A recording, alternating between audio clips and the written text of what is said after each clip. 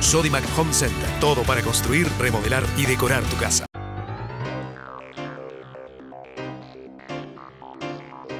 ¿Qué tal amigos? ¿Cómo están? Bienvenidos. Compromiso Cardinal, este espacio que hemos generado en Cardinal TV, el canal del país, para más de 1 millón de personas del interior, también a través de Vera TV y de los 76 cable operadores de todo el interior del país que componen la Cámara Uruguaya de Televisión para Abonados. Un espacio a la democracia, a la información, un espacio para que en estos momentos donde hay muchos indecisos se habla que en el interior el 70% de los indecisos está en el interior del país, por eso es importante este espacio que hoy vamos a presentar y tenemos como invitado al doctor Julio María Sanguinetti, expresidente de la República, 3 veces diputado, senador, ministro de Educación y Cultura, ministro de Industria y Comercio.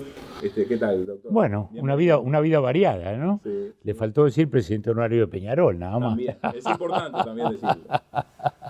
Entre otras cosas, ¿no? Bueno, ¿cómo ha sido su vida, doctor? Mire, yo diría que ha sido una vida tan entretenida que me parece que tengo 83 años y no me parece. Y cuando miro a la distancia, hay cosas que me parecen cercanas y otras que me parecen de otra vida, digamos, ¿no? Yo nací en Montevideo, en La Unión, en el barrio de La Unión, de una familia típica uruguaya, padres del interior, papá de Paso Los Toros, porque pertenece a la familia fundadora de Paso Los Toros, ¿no, verdad? Porque mi abuela materna era Moape Bálsamo, que son la familia fundadora de Paso Los Toros. Y mamá de la campaña del Cerro Largo, del Cerro de las Cuentas. Papá colorado, mamá blanca. Yo soy bisnieto de Chiquito Saravia, nada menos. El gran caudillo que muere en la famosa carga de Arbolito del 97, que está en los payadores y en las mentas y en las poesías de la tradición blanca. Pero en mi casa nadie me impuso nada. Mis tías paternas, las hermanas de papá, me llevaron a los actos colorados. Un tío, hermano mamá, me llevaba a los actos blancos.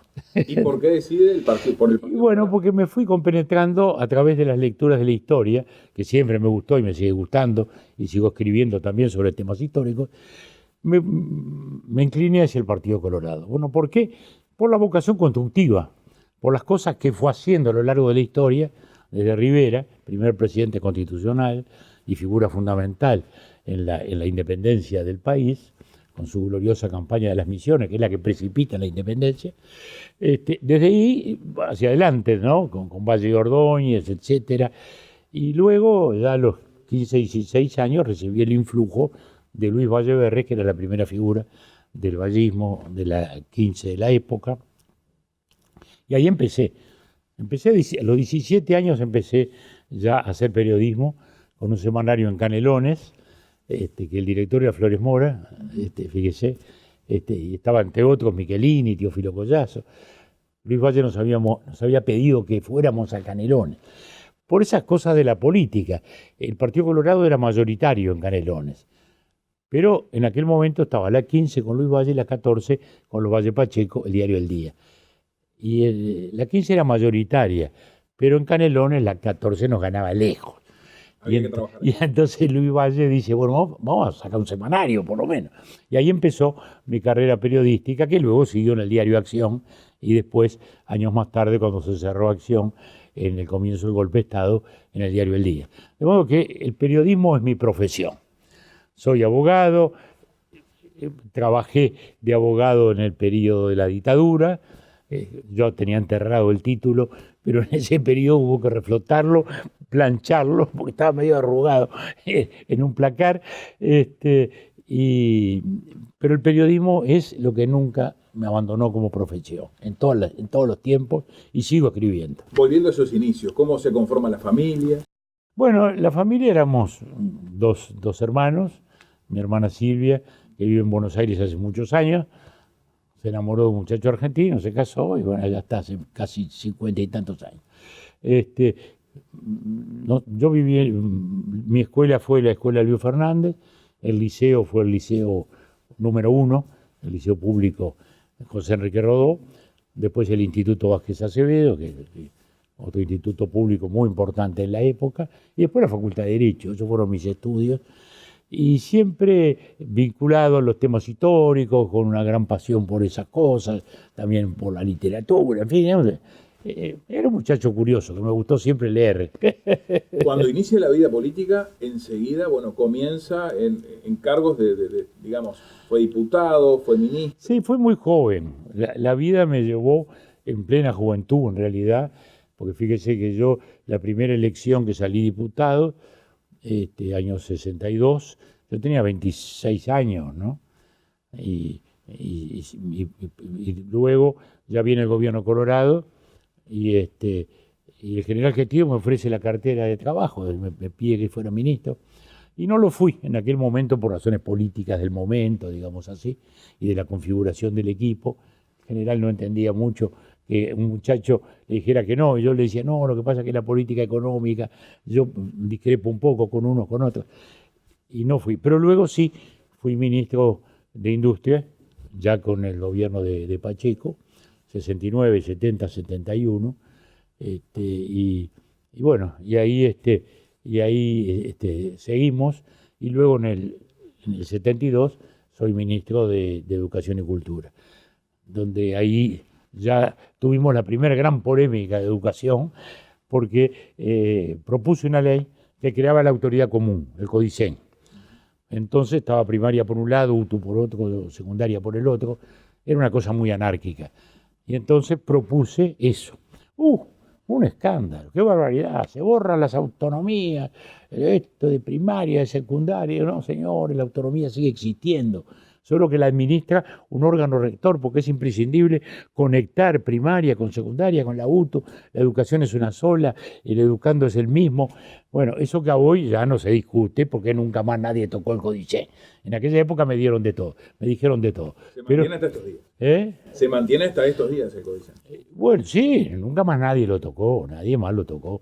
Y lo mismo decimos de lo que me pasó después con otra reforma educativa más tarde también, que era la que se crearon las escuelas de tiempo completo y los bachilleratos tecnológicos y todo aquello, que también fue otro debate gigantesco, ¿no?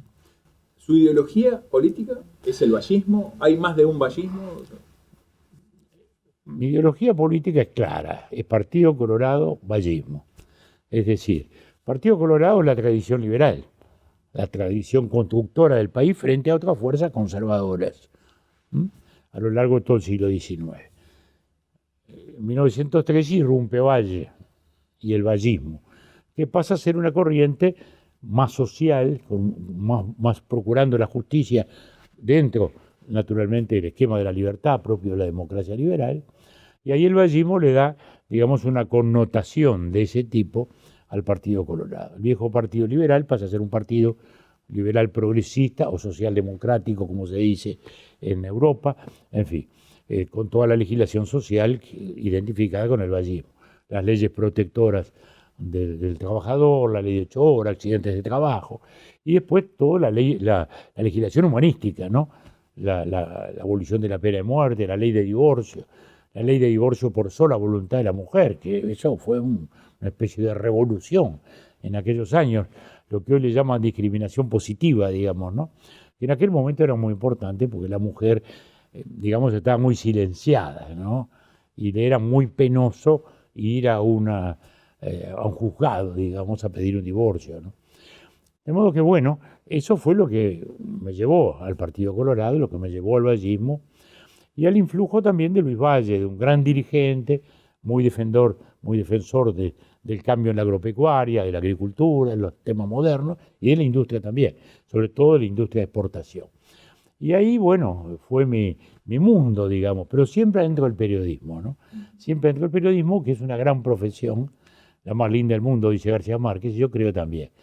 Porque, como me decía un gran maestro, Francisco Llano, gran maestro de periodismo, que fue jefe de redacción de Clarín, y tuvimos la suerte que en esos desniveles de la Argentina vino a dar al Uruguay. Y ahí lo tuve jefe de redacción en acción. Y él me decía, la mejor profesión del mundo, porque vas a entrar a todos los lugares sin las responsabilidades de lo que vas a visitar y lo que vas a entrevistar. A veces, ¿cómo se conjuga el periodismo con la actividad política? Bueno, para mí fue lo mismo, porque en aquel tiempo el periodismo era más político, más definitivamente sectoriado, como usted lo dice. El diario El Día era del vallismo de la lista 14, el diario Acción del vallismo de la lista 15, El País era el diario del partido llamado Blanco Independiente, la lista 400, El Debate era de los herreristas, Justicia era de los comunistas, o sea que era mucho más, digamos, partidizado. Pero ya se empezaba a hacer, además de eso, periodismo, ¿no? El periodismo estaba en la página política, digamos, pero ya se intentaba hacer un periodismo más informativo, comenzaba eso, que luego, digamos, se definió mucho más claramente con el correr de los tiempos, ¿no? Porque aparecieron diarios independientes y otros, como El País, por ejemplo, que no dejó de ser un diario blanco en su página editorial, pero en el resto es un diario general. El Observador lo mismo, digo, no son diarios digamos, comprometidos con una opción política.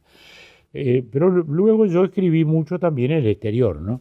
En La Nación en Buenos Aires, en El País en Madrid, y esas son las cosas que sacrifiqué ahora.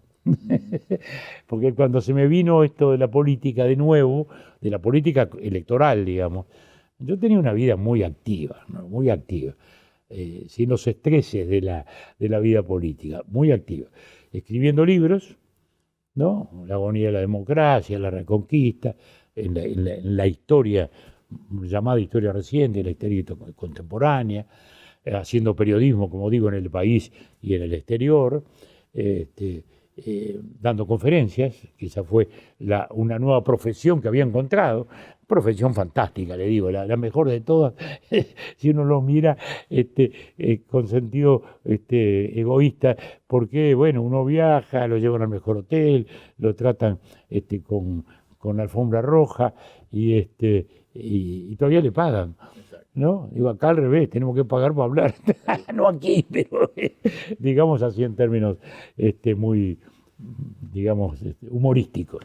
¿Qué reflexión le merece, doctor, cuando se dice que quizás el vallismo no estaba en el Partido Colorado, sino que más bien, bueno, el Frente Amplio incluso mencionando, ¿no? Movimientos así?